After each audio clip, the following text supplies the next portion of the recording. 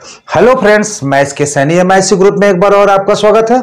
और 12 इकोनॉमिक्स या बीकॉम या एमकॉम या बीए इकोनॉमिक्स से संबंधित या टीजीटी या पीजीटी से संबंधित प्रश्नों का संग्रह हम आपके सामने लेकर के आए हैं, जो स्पेशल मैं 12 कॉमर्स और आर्ट इकोनॉमिक्स के लिए ये 2024 के दृष्टिकोण से हम इसका 2024 के दृष्टिकोण से इसका हम सॉल्व लेकर के आए हैं। आइए समझते हैं कि मांग के विस्तार एवं मांग की वृद्धि में क्या अंतर होता है, मांग के संकुचन एवं मांग की कमी में क्या अंतर होता है।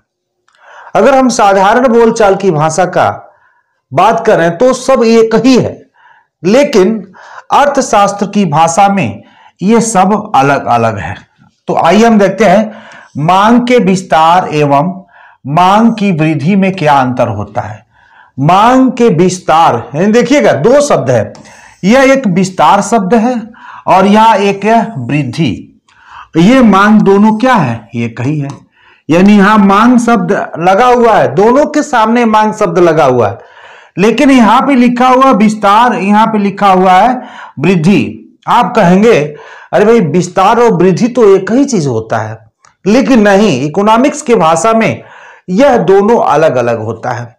इसलिए हम इसे आपको एक टेबल एवं डायग्राम के द्वारा हम समझाने का प्रयास करते हैं। तो सबसे पहले हम आपको बताते हैं मांग का विस्तार क्या होता है। बड़ी इजी तरीके से मांग का विस्तार क्या होता है, हमने यहां पे लिख दिया है कि अन्य बातें समान रहने पर जब केवल कीमत में कमी के कारण वस्तु की अधिक मात्रा खरीदी जाती है तो उसे मांग का विस्तार कहते हैं। यह हमें लग रहा है, आपको बड़ा लग रहा होगा ना, आपको इजी वे में समझाते हैं एकदम सरलता के साथ। यहां पे मैंने लिखा है कीमत, यह है आपका मांग, यानी कहा है कि अगर यहां पे कीमत में कमी के कारण अगर मांग की मात्रा में वृद्धि हो जाती है, यहां जो इफेक्ट कारक क्या है, कीमत है, यानी हम कह सकते हैं ये प्राइस है, और प्राइस में कमी के कारण अगर डिमांड यानी मांग की मात्रा में क्या हो जाती है, वृद्धि हो जाती है, तो इसे कहते हैं क्या, मांग का विस्तार। इसे कहते हैं मांग का विस्तार। हमें लग रहा है आपको बड़ी सरलता से समझ में आ गया होगा। यानी प्राइस में कमी के कारण मांग मात्रा में वृद्धि को ही हम कहते हैं मांग का विस्तार। यहां पे देख सकते हैं कि कीमत आपका, हम कह सकते हैं यहां प्राइस आपका क्या है, 10 है, तो डिमांड क्या है आपका, यहां पे डिमांड क्या है आपका, 20 है। और जैसे ही समीकरण अगर एक हम देखते हैं और समीकरण 2 में देखते हैं कि प्राइस आपका 10 से क्या हो गया है, 8 हो गया, 8 हो गया। यहां पे हम डिमांड देखते हैं आपका 20 से क्या हो गया, 25 हो गया। यानी यहां पे देखेंगे कि कीमत में कमी के कारण मांग की मात्रा में वृद्धि हो रही है, उसी को कहते हैं मांग का विस्तार, उसी को कहते हैं मांग का विस्तार। मैंने लिखा कि अन्य बातें समान रहने पर जब केवल कीमत में कमी के कारण वस्तु की अधिक मात्रा खरीदी जाती है तो उसे मांग का विस्तार कहते हैं। स्वाभाविक है, मानव स्वभाव है कि जब कीमत कम होती है तो अपनी जरूरत की अधिक मात्रा वो खरीदने का प्रयास करता है, उसी को हम बोलते हैं मांग का विस्तार।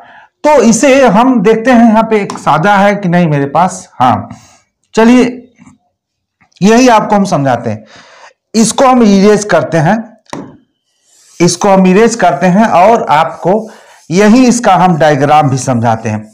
इसके साथ जब समझाएंगे तो आपको समझ में ज्यादा आएगा। आइए देखते हैं, हम यहां पे एक डायग्राम बनाते हैं इसी का। स्वाभाविक है, इधर जो बाएं तरफ होता है कीमत दर्शाया जाता है, बाएं तरफ किसको दर्शाया जाता है, कीमत को दर्शाया जाता है, लागत को दर्शाया जाता है। यहां पे हम मांग और पूर्ति को दर्शाते हैं, मांग को दर्शाएंगे। यहां पे ये वो है एक्स, यानी ओ एक्स अक्ष पे मांग और ओ वाई पे वस्तु की कीमत। दर्शाया गया। हम आइए आपको बहुत ही सरलता से डायग्राम को समझाने का प्रयास करते हैं। यहां पे देखिए, जब कीमत, यानी हम कह सकते हैं ये P है और ब्रैकेट्स में हम लिख दिए यहां पे 10, कीमत 10 है तो मांग क्या है? मांग क्या है आपका 20, और हम इसको बना देते हैं M। और जैसे ही कीमत घट करके आपका यानी P1 होता है, यानी ये 8 रुपया होता है, तो जो डिमांड है वो बढ़ करके, मांग की मात्रा जो बढ़ करके वो 20 से क्या हो जाती है, वह 25 हो जाती है। और इसे हम लिख देते हैं M1, ये ब्रैकेट्स में M1। और यहां से इसको हम जब मिला देते हैं तो इसे बोलते हैं DD, इसको बोलते हैं DD, जिसको डिमांड कर्व बोलते हैं। तो यहां पे देखते हैं मांग के विस्तार में जो मांग वक्र ऊपर से नीचे बाएं से दाएं की तरफ झुका हुआ है, ये है मान लीजिए एक पॉइंट S, एक पॉइंट आपका T मिल जाता है, तो इसी को कहते हैं मांग का विस्तार। मुझे विश्वास है कि आपको समझ में आएगा। कीमत में कमी के कारण वस्तु की मात्रा में वृद्धि, यानी 10 रुपया है तो वस्तु की मात्रा 20 खरीद रहे हैं, जैसे ही कीमत 10 रुपया से घट करके 8 रुपया हो जाती है तो वस्तु की मात्रा 20 से बढ़ करके क्या हो जाती है, 25 हो जाती है। यानी हम कह सकते हैं कि कीमत के कमी के कारण वस्तु की मात्रा में वृद्धि को ही विस्तार कहते हैं। वस्तु की मात्रा जो अधिक खरीदी जाती है उसी को हम बोलते हैं विस्तार। आइए हम एक और भी इसे समझाने का प्रयास किए हैं। जैसे आपने देखा है कि प्रारंभिक कीमत OP था, ये मैंने आपको डायग्राम जब बनाया था इस तरह से, तो OP यानी A है P, प्रारंभिक कीमत क्या है, यहाँ पे आपका कीमत दर्शा दिया गया O, X और Y, ये है आपका मांग। तो प्रारंभिक कीमत अगर OP है तो प्रारंभिक मांग क्या है आपका,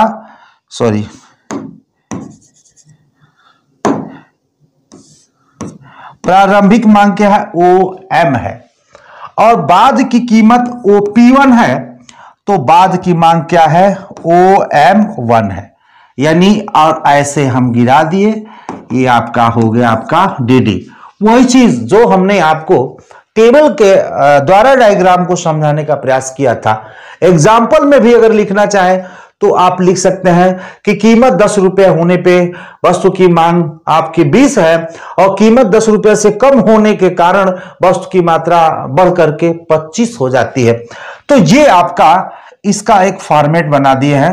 यानी प्रारंभिक जो कीमत थी OP है, प्रारंभिक मांग क्या है, OM है, और बाद की कीमत क्या है, OP1 है, ये जो है, और बाद की जो मांग क्या है, OM1 है। क्योंकि कीमत के कमी के कारण OM1 की मात्रा में क्या हो गई, वृद्धि हो गई, OM की मात्रा में वृद्धि हो गई, इसलिए ये OM1 हो गया। हम आपको मांग का विस्तार समझा दिए। अब चलते हैं मांग में वृद्धि क्या होता है। विस्तार और वृद्धि दोनों अलग अलग चीजें हैं। अब हम बात करते हैं मांग में वृद्धि। बड़ी सरलता के साथ हम डबल टेबल के साथ लेके आए हैं। अब यहां पे मांग में वृद्धि पढ़ेंगे। जब कीमत के अतिरिक्त किन्हीं अन्य कारणों से उसी कीमत पे वस्तु की अधिक मात्रा, कीमत कोई बहुत इफेक्टिव कारक नहीं है, किसी अन्य कारणों से उसी कीमत पे वस्तु की अधिक मात्रा अथवा ऊंची कीमत पर वस्तु की उतनी ही मात्रा खरीदी जाती है तो उसे मांग में वृद्धि कहते हैं। यहां पे ये लिखने से आपको कंफ्यूजन लग रहा होगा, कहां लिखे हैं गुरुजी, आइए हम आपको बताते हैं टेबल के द्वारा। कीमत यानी हमने लिखा उसी कीमत पर, देखिए ये 10 रुपया है, यहां मांग आपका 20 है। अच्छा, इस कीमत में कोई परिवर्तन नहीं हुआ, इसमें कोई परिवर्तन नहीं हुआ, ये भी 10 ही है, ये भी 10 ही है, और लेकिन मांग में क्या हो गया, परिवर्तन हो गया। यानी उसी कीमत पे अधिक मांग, यानी उसी कीमत पे क्या है, अधिक मांग, 25 हो गया ना, 20 से अधिक हो गया 25। और अधिक कीमत पे देखिए ये 10 था लेकिन यहां पे कीमत क्या हो गया, बढ़ा है, ये 15 हो गया, कीमत क्या हो गया 15 हो गया, लेकिन इस मांग मात्रा में कोई परिवर्तन नहीं हो रहा है। यानी हम कह सकते हैं यहां पे देखिए, ये कीमत में कोई परिवर्तन नहीं हो रहा है लेकिन मांग में परिवर्तन हो रहा है। यहां कीमत में परिवर्तन हो रहा है तो कोई मांग में परिवर्तन नहीं हो रहा। सिंपल सी बात इसको समझिए कि उसी कीमत पे अधिक मांग और अधिक कीमत पे उतनी ही मांग को मांग में वृद्धि कहते हैं। मांग में वृद्धि कहते हैं यानी कीमत बढ़े या न बढ़े लेकिन मांग की मात्रा में वृद्धि हो गई किसी कारणवश। यहां पे कीमत में कमी होने के बावजूद भी मांग में कोई परिवर्तन नहीं, उतनी ही मांग है, यानी उतनी ही मांग है। तो जब कीमत अगर कम हो जाए तो मांग बढ़ जाना चाहिए, या कीमत बढ़ जाए तो मांग घट जाना चाहिए, यह है ना। लेकिन यहां पे कीमत क्या है 10 से बढ़कर के 15 रुपया हो गया, यानी मांग इतनी ज्यादा है कि कीमत बढ़ने के बावजूद भी मांग में कोई परिवर्तन नहीं हो रहा है। अगर यहां होता तो कमी हम कहते, लेकिन यहां पे मांग में कोई कमी नहीं हो रहा है, इसलिए वृद्धि है, क्योंकि कीमत में वृद्धि के कारण मांग की मात्रा में कमी हो जाना चाहिए, नहीं हो रहा है, इसीलिए यह मांग में इसको वृद्धि कहते हैं। इसी कारण इसको मांग में वृद्धि इसको भी बोलेंगे और मांग में वृद्धि इसको भी बोलेंगे। इसको इसलिए बोलेंगे कि कीमत में कोई परिवर्तन नहीं होने के कारण भी वस्तु की मात्रा में क्या हो जा रही है, वृद्धि हो रही है। यहां पे कीमत में वृद्धि के कारण भी वस्तु की मात्रा में कोई कमी नहीं हो रही है, यानी कीमत बढ़ रहा है लेकिन मांग कम नहीं हो रहा है, इसलिए इसको हम बोलते हैं मांग में वृद्धि। आप समझ में आ गया होगा, मैंने लिखा है जब कीमत के अतिरिक्त किन्हीं अन्य कारणों से उसी कीमत पर वस्तु की अधिक मात्रा अथवा ऊंची कीमत पे वस्तु की उतनी ही मात्रा खरीदी जाती है तो उसे मांग में वृद्धि कहते हैं, मांग में वृद्धि कहते हैं। और समझ में आ गया होगा। अब मैं इसको एक डायग्राम से भी समझाने का प्रयास करते हैं, डायग्राम से। जैसे यहां पे हम आपको मांग में वृद्धि का 2 डायग्राम बनाएंगे। मांग में वृद्धि, क्योंकि 2 तालिका था, यहां पे देखते हैं, एक ऐसे बना देते हैं और एक आपका यहां बना देते हैं। हमने बताया था कि उसी कीमत पे अधिक मांग थी तो कीमत में कोई परिवर्तन नहीं होना है। ये ओ है, ये है ओ है, इसको हम प्राइस लिख देंगे। ये है आपका, यह कीमत है, इसको दिखाया जाएगा और यहां पे हम दिखाएंगे डिमांड। ये है आपका OXAY, ये हो जाएगा आपका डिमांड, जिसको हम मांग बोलते हैं। इसे थोड़ा सा मिटाना होगा और हम आपको समझाते हैं। यहां पे देखिए मैंने बताया था, यानी आपको यहां पे लिखते हूं 10 था तो मांग क्या था आपका, देख लेते हैं। यहां पे देखिए 10 था तो 20 मांग है और 10 है तो 25 मांग है। यहां पे देखते हैं 10 है तो 20 है और 10 है तो 25 है, यही है आपका। यहां पे देखते हैं, यहां पे देखिए कीमत, ये दोनों क्या है, कीमत 10 है ना, कीमत में कोई परिवर्तन नहीं हो रहा है, ये कीमत ओपी है, लेकिन मांग क्या है, M से बढ़ करके M1 हो गया, यानी उसी कीमत पे अधिक मांग हो रहा है यहां। तो इसलिए हम इसको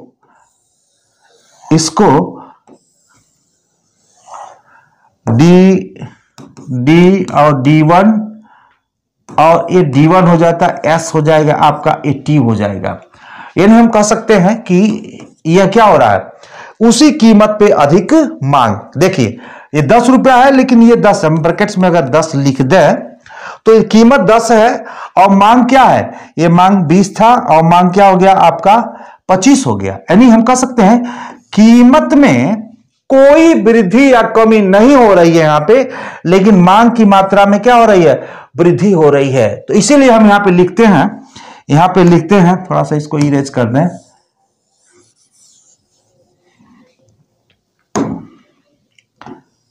यहां पे लिख सकते हैं कि उसी कीमत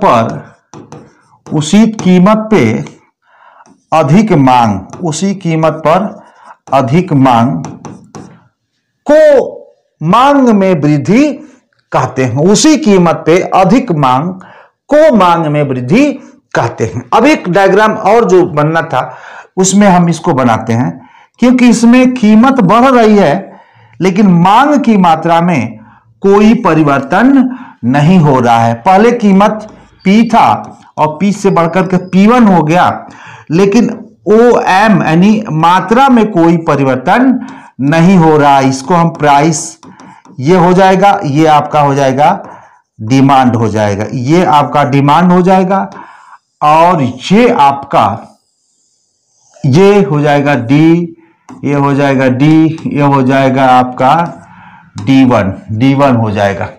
अब आइए हमको समझाते हैं आपको कि यहां फिर से एक बार आपको साड़ी दिखा दें। इसका देखिए कीमत 10 से बढ़कर के 15, लेकिन मांग में कोई परिवर्तन नहीं। यहां पे देखिए कीमत 10 है और कीमत बढ़ के 15 हो गया, लेकिन यहां पे मांग में कोई परिवर्तन नहीं हो रहा। यहां पे देखिए ये आपको बता दें कि ये ब्रैकेट्स में 10 रुपया हम बना देते हैं और कीमत बढ़कर के यहां पे 15 हो गई। और यहां पे क्या है, मांग क्या है आपका, ये मांग आपका दोनों में क्या है 20 है। यानी हम कह सकते हैं कीमत में वृद्धि हो गया लेकिन मांग की मात्रा में कोई परिवर्तन नहीं हो रहा है। इसी को हम बोलते हैं, यहां पे हम इसी को बोलते हैं मांग में वृद्धि। और यहां पे हम लिख सकते हैं, इसी पे लिख सकते हैं कि अधिक कीमत पे उतनी ही मांग, यहां पे लिख सकते हैं कि जो अधिक कीमत पर उतनी ही मांग, अधिक कीमत पे उतनी ही मांग और उसी कीमत पे अधिक मांग। तो इस तरह से हमने देखा कि ये आपको क्लियर हो गया होगा कि मांग में वृद्धि किसको कहते हैं। मांग में वृद्धि किसको कहते हैं, ये पार्ट 1 का है चित्र और पार्ट 2 है। तो मांग में वृद्धि कहते हैं, हमें आपको विश्वास है समझ में आ गया होगा। अब मैं नेक्स्ट चलता हूं, इससे रिलेटेड कुछ ऑब्जेक्टिव प्रश्न बनाए हैं कि केवल कीमत में कमी होने पर वस्तु की अधिक मांग होती है तो उसे क्या कहते हैं। यानी कीमत में कमी होने पर वस्तु की अधिक मांग होती है, उसे हम क्या कहते हैं, तो उसको बोलते हैं मांग का विस्तार, उससे बोलते हैं मांग का विस्तार। प्रश्न नंबर 2 पे चलते हैं।